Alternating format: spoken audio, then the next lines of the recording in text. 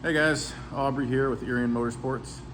So today I just got in a whole bunch of parts from our new sponsor, Yukon Gear and Axle, and I'm going to be tearing apart this rear end and rebuilding it with a new ring and pinion and new bearings. And while I'm at it, I'm going to replace the bushing. I made a bronze bushing to replace the pinion pilot bearing.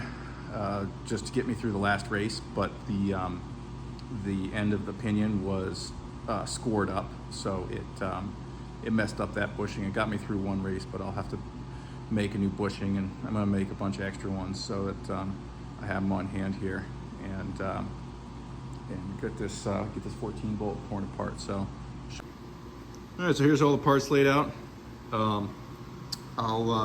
I'll show you how all this stuff goes together, but for right now, I'm just gonna go through these real quick. This right here is a rear end rebuild kit.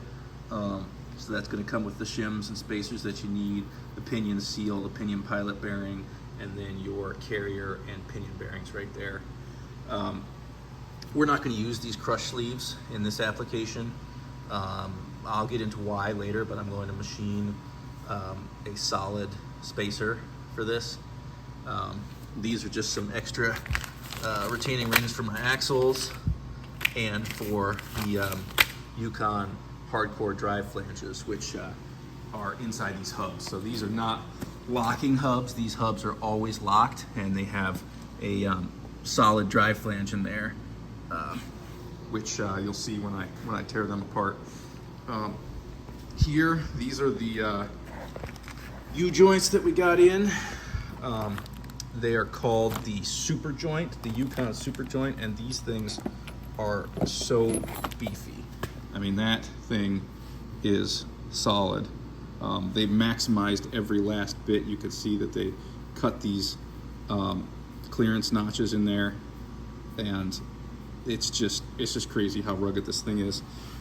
This super joint does not have any needle bearings, so it's just got this bushing surface in here, so that you can get a thicker surface there. And also, taking the kind of hits that these cars do, it would just smash the needle bearings out of there. I'll show you, like this is I think this might be like a 1350 by 1410 U-joint right here.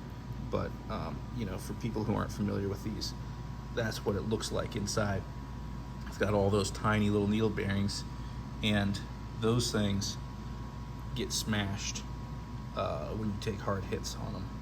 So you can see how unsubstantial that is compared to something like that. This right here is the replacement stub shaft for the front end. It's a 4340 chromoly. It's about as rugged as you can get for the axles that I have. So and this is your ring and pinion, 538. I was going to put 513 in the front and rear because it would make it a little bit stronger, but I opted not to. I decided I'm just going to put 538 in the rear so I don't have to rebuild the front end right now, and maybe a little bit down the road when they both need to be replaced, I'll try a 513. And this is the Yukon carrier bearing puller kit. So this is a bunch of tools that just make it so much easier to get these bearings pulled and replaced. So you can see a little bit here how this puller works. It's really tricky to get those bearings off otherwise, and this just makes it a heck of a lot easier. So that's all the parts and pieces. We'll get this thing torn apart, and I'll show you how to rebuild this rear.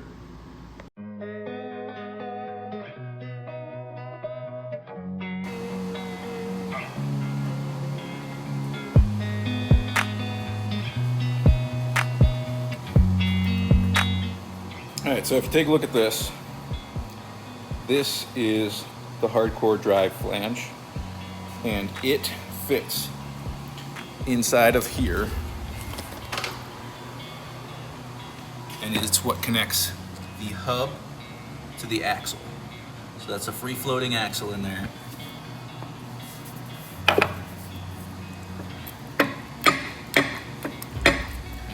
then this drive flange goes right like that and connects the two together. And it's a much stronger system than using a locking hub.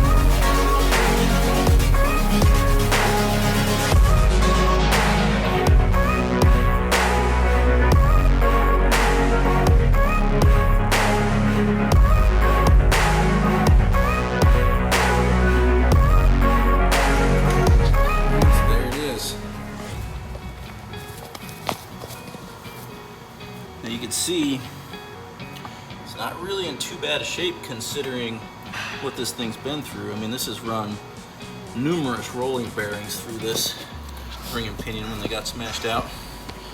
So you can see there's a small chunk missing right there. There's a little bit missing right there. But all in all, it's held up pretty decent there. You can see there's some small chips right on the corner. Most likely from those roller bearings disintegrating. All right, well, we'll get this torn apart and put back together.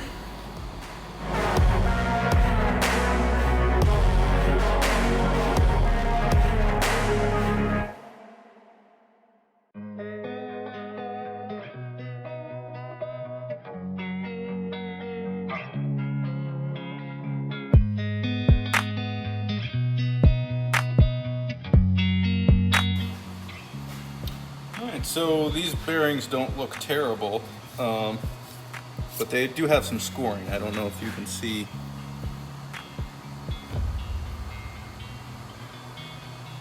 Yeah, you can see it pretty good right there.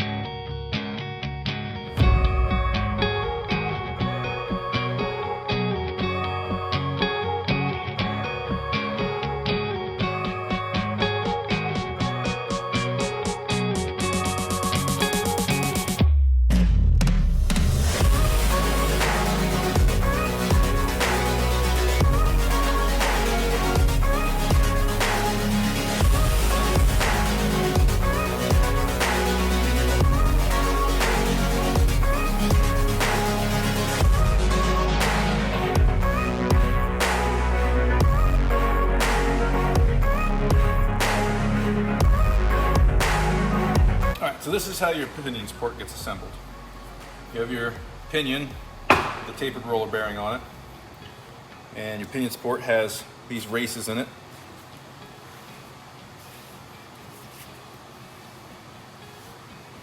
And so you would put this on here, and then your crush sleeve goes in here, typically.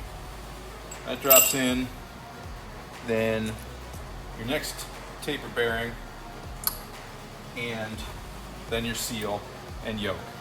And you tighten this crush sleeve down until you have the right amount of spinning resistance on here. So you would put a nut on there, and you would use this little tiny torque wrench so that when you spin it, it takes about, I think on a new bearing, it's 25 to 35 inch-pounds of pressure to spin the pinion in the pinion support. And you just tighten this nut down until you achieve the right preload. The problem with that is that when you're in a race and you bust off one of these yokes and you have to replace it, you don't have the tools out there to tension this properly. The other issue with that is that you could potentially take hard enough impacts that you crush that sleeve a little bit extra, your nut comes off. You can't tighten this nut down as tight when you're using a crush sleeve as if you use this right here, which is a solid spacer. So this little piece goes in there instead of the crush sleeve. The only thing about this is that you have to assemble it numerous times, and it can be tricky to get exactly the right preload. But it's a much more solid setup for racing. So we're obviously going to do it the hard way.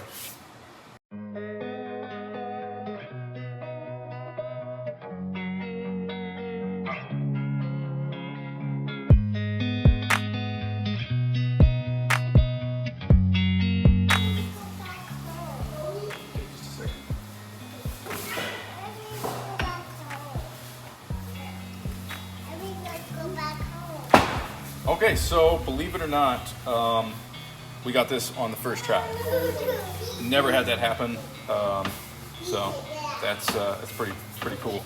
The other thing I forgot to mention about the solid spacer is that it is reusable, whereas these crush sleeves are not. They have to be replaced every time, and if you screw up and tighten it down too much, you have to use another one. So, but yeah, it's pretty lucky. So we'll throw the seal on there, and we're ready to move on to the next step.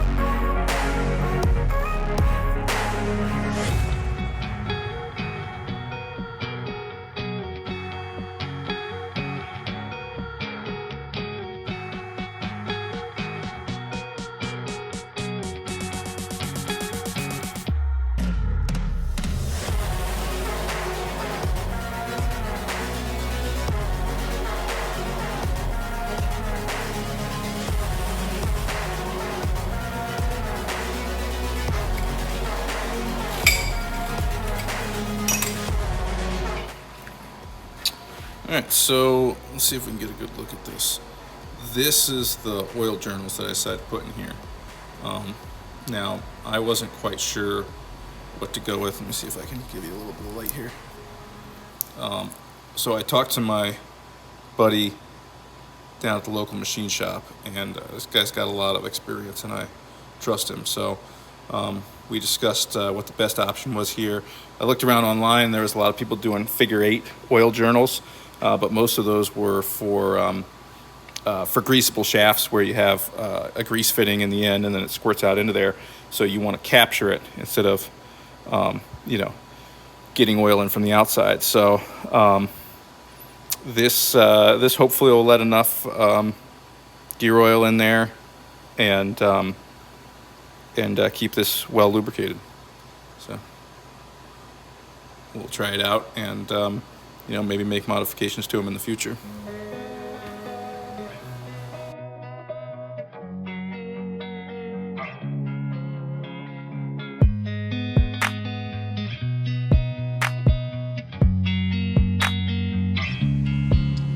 Alright, so I put a little flat on this. We're going to see how this works. Hopefully it doesn't turn in there when it gets put under pressure. But essentially, this flat is so that it can clear that ring gear. That ring gear on the far side interferes with that pilot bearing. And I want to be able to pop this out and put a new one in without having to drain all the fluid and pull the diff cover off. So we'll see how it works.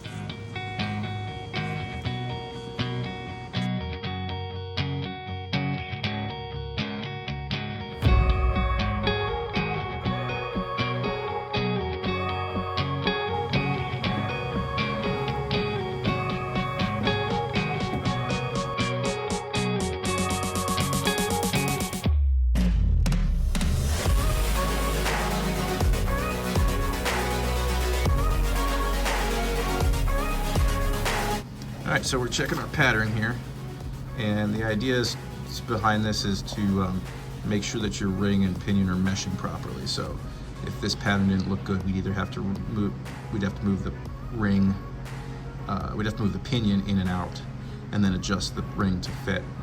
But this looks pretty good. It's pretty well centered. The key to getting a decent pattern here is to apply some pressure so that there's resistance turning the ring and pinion, and that looks pretty good. We're just trying to see that that bare spot is centered on the tooth. We want it centered in and out and up and down, and that looks pretty good. This is the coast side right here, and this is the drive side. But in my case, I'm only really worried about the coast side because that's where the majority of my pressure is going to be, because this 14 bolt is running backwards. So pattern looks good. The other side looks good too. I did one on this side of the ring, one on the other side of the ring to check it, and so we're going to get this put back together and run it a little bit and get it broken in before we go race it and really hammer on it. There's the bushing all installed.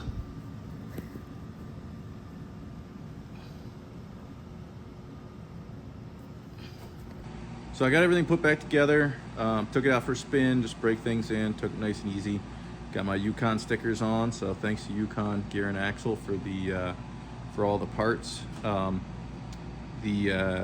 got some shock tuning to do, and going to try and do some practice before the next race, which is September 17th. So